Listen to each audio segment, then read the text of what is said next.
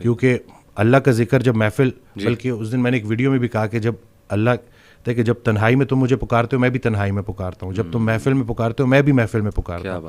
تو جب آپ محفل میں اللہ کو پکار رہے ہو تو اللہ بھی اپنی محفل میں آپ کو پکار رہے ہیں. اب اللہ کی ایک محفل ہے تو سوچیں کہ آپ کا ذکر کہاں, تو خیال ایک دے دیا نا.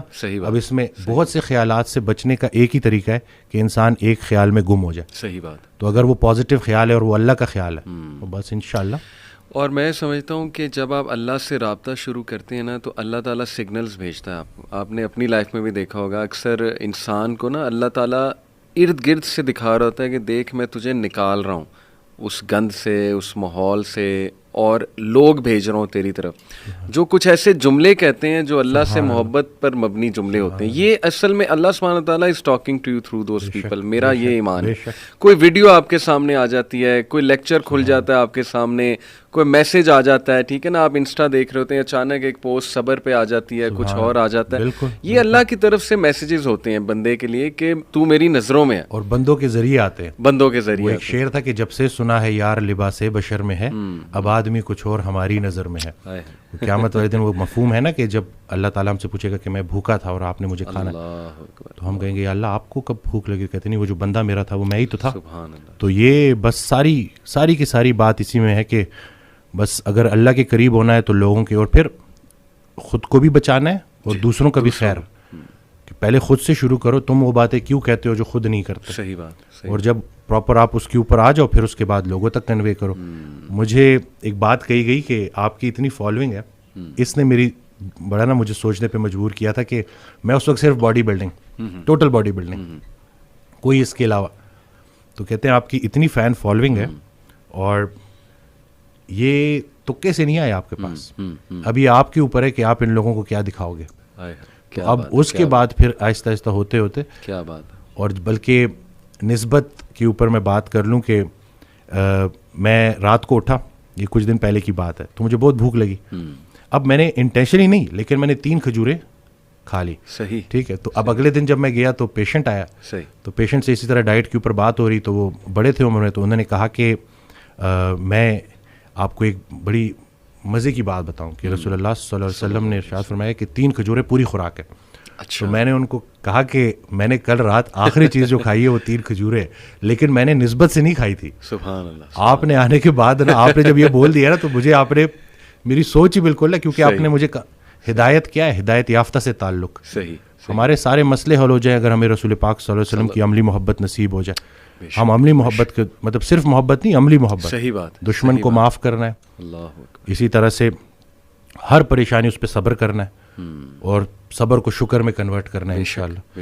وہ شیخ سعدی رحمۃ اللہ تعالی کا واقعہ ہے نا کہ وہ گلا کرے کہ میرے جوتے نہیں ہیں, تو آگے دیکھا تو ایک انسان ہے جس کے پیر ہی نہیں تھے.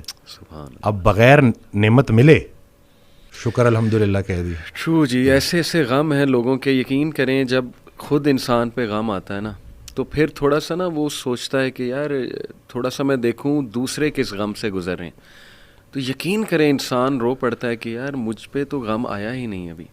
یقین کیجیے آپ, چلڈرن ہاسپٹل ہم کئی بار گئے بچوں کو لے کے, ماں باپ کے چہرے مرجھائے ہوئے ہیں, مطلب ان کے پاس موٹیویشن ہی نہیں ہے کچھ زندہ رہنے کی کہ یار ہمارا ایک ہی بچہ تھا, اس کو کینسر ہو گیا. اب they are always around that child to take care of that child. آپ اس کے بارے میں سوچ لیں وسیم بھائی, میں کافی اس پہ بات کرنا پسند کرتا ہوں جو انٹرسیکس ہیں ہمارے.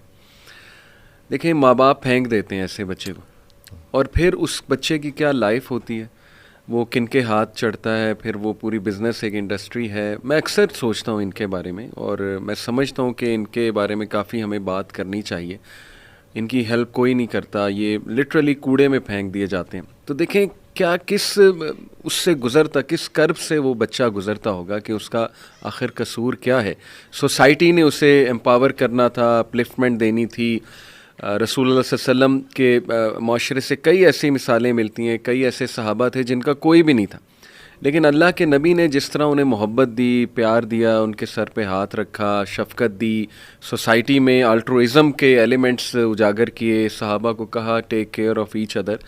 تو ہم بہت دور ہیں ڈاکٹر صاحب ان چیزوں سے. ہمارا معاشرہ آہستہ آہستہ, مطلب سوری ٹو سے, لیکن ڈاکٹرز کی جو کمیونٹی ہے تین طبقات میں سمجھتا ہوں، ڈاکٹرز، ایجوکیشن اور یہ جو ہمارا لا اور جسٹس کا سسٹم ہے، یہ تین جس معاشرے میں سر خراب ہو جائیں تو میں سمجھتا ہوں کہ اس کا ڈاؤن فال شروع ہو گیا اس معاشرے کا. بالکل. ڈاکٹرز کو لے کے تو چونکہ میں خود بھی میڈیکل سے اور میں بالکل اس بات کو ایکسیپٹ کرتا ہوں کہ بہت جو ہے ڈاکٹرز میں بھی شاید وہ احساس نہیں رہا، اور بلکہ میں حضرت کی آڈیو سن رہا تو اس میں کہتے ہیں ڈاکٹروں کے لیے میرے پاس ایک مشورہ ہے، اپنے قبر کے قدموں پہ بھی یہ ڈگریاں لگا لیں، شاید ادھر بھی کام آ جائے. اللہ، مسیحائی کو آپ نے پیور کاروبار بنا دی.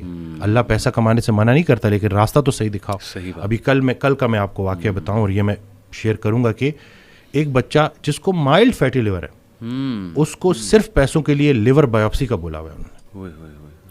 اب یہ اگر ظلم نہیں ہے تو پھر کیا ظلم ہے؟ اور یہ پھر میں نے اس کو میں نے کہا کوئی ایسی بات نہیں ہے، یہ تو ڈائٹ آپ تو میں شاید اس کو گریڈ 1 بھی نہ بولوں، یہ ویسے ہی انہوں نے آپ کو ڈرا دیا ہے، تو ایسا کچھ بھی نہیں ہے. تو اب یہ ہو رہا ہے. خیر ہم بھی میں بھی اپنی ویڈیوز کے ذریعے جو کام کرنا چاہ رہا ہوں کہ لوگوں کو کم از کم آدھا ڈاکٹر بنا دو کہ کم از کم یہ شیر کے منہ میں جانے سے ایٹ لیسٹ اگر جانا بھی ہے تو تسلی کریں، سارے ڈاکٹر برے نہیں ہیں، بہت اچھے بہت زبردست ڈاکٹرز بھی ہیں، لیکن وہ سسٹم ایسا بن گیا ہے نا کہ جس میں مراد دی جاتی ہیں. مرتبے والا شخص اگر کسی سے کوئی تحفہ لے اور اس کی نظر اس تحفے کی ویلیو کے اوپر ہو تو دونوں کی عاقبت خطرے میں. اور پھر ایک ڈاکٹر اگر اتنے زیادہ تحفے تحائف لے تو، لیکن یہ ہو رہا ہے اور اس کے اوپر بات کرنی چاہیے. بلکہ میں نے ایک ویڈیو بنائی تھی، وہ پہلے میں تھوڑی اونچی پیچ پہ بات کرتا تھا، اب میں اس طرح نہیں، کیونکہ میرا کسی سے جھگڑا نہیں ہے، میں اپنی بات کنوے کروں گا. میں یہاں بات کنوے کرنے ہوں، کنونس کرنے نہیں آیا کسی کو، جس نے سمجھنا ہے.